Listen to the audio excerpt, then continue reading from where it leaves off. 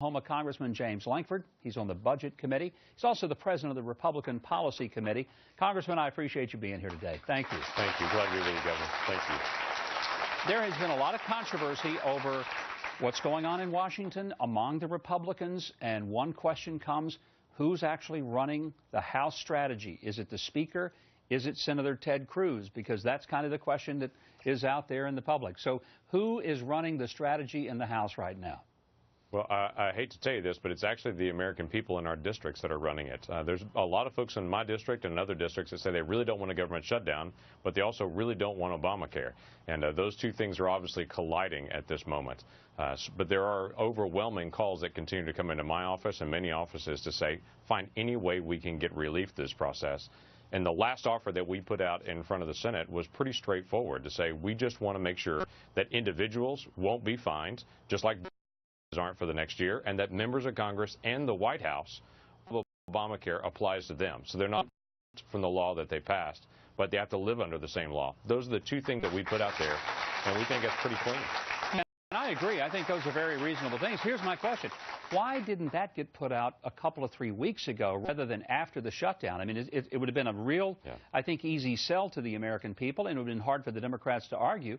But the 11th hour came down, and you put forth a very hard line, defund Obamacare. You knew that wasn't going to happen.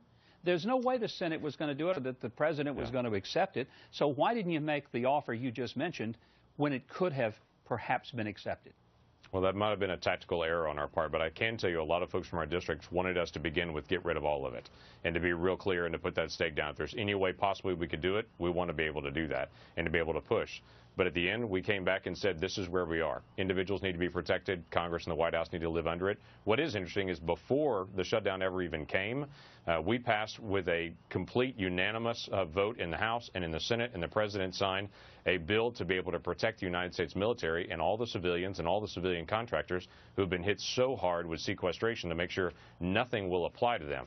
The bill that we passed, I have it with me, is a one-page bill that clearly outlines here are all the people that are exempt from any of the effects of shutdown. The problem is, over the past week, the lawyers in the Pentagon have said they've spent the week trying to interpret the law and have yet to implement it, and we've got folks on military bases all over the country that are on furlough when they should not be under furlough. The law's already been passed. It's already been signed by the president, but the White House is using a little pressure to be able to say, no, we're not sure yet whether the military is out of this or in it, when they know full well they're in it. Is the White House being arbitrary in things like shutting down the World War II memorial, a lot of the jogging trails and parking lots, things that have not one thing to do with having to be shut down? They're spending more money using them than by just ignoring them. Yes, sir, they are. And that's the sad part about this. For instance, the Lincoln Memorial has never been shut down. It's open air.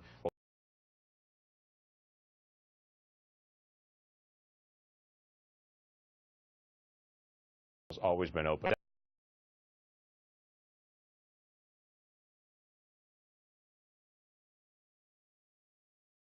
That's just trying to apply political pressure. The situation's bad enough. Why would you try to make it worse as a president? You need to protect as many people as you can. That's your responsibility as a leader. Speaker Boehner has said that there will not be a default on the debt ceiling. Was that a statement of surrender, or is it just the beginning of a negotiation? No, I think it's a clear beginning of negotiation. I don't know if you knew this, Governor, but we have $17 trillion worth of debt sitting around. That's not very public. Not a lot of people talk about that. But we have $17 trillion worth of debt, which has a lot of interest payments that go into that. If our interest rates go up, we have an even bigger debt, and that's a real problem for us. So we have to be attentive to that. I think the Speaker's right to step out there and say we're not going to play with the full faith and credit of the United States. In fact, we in the House passed a bill a couple of weeks ago dealing with the full faith and credit of the United States, which, surprisingly enough, the Senate's never picked up. But we want to be able to negotiate and get this done.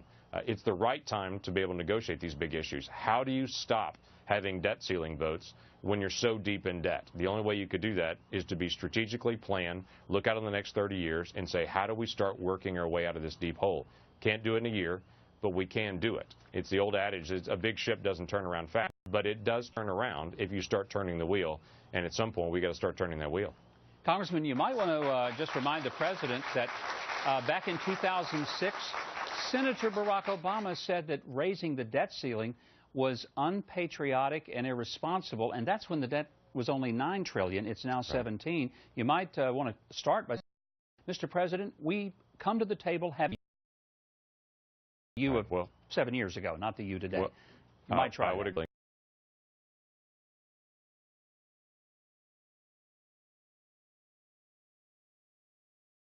So there's always an interest there when you campaign and all those things. You have to be able to look at the reality. Much what you mentioned in your opening monologue, there's a difference between playing politics and actually making policy. And my concern is so many people in Washington, D.C. come here because they're good at politics, but they're not actually good at implementing policy and good ideas. The people at home don't need us to look good in Washington, D.C. The people at home need solutions and answers. And what we've got to do right now is actually get to the solutions and answers and get this solved. Very well said. Congressman, thank you very much.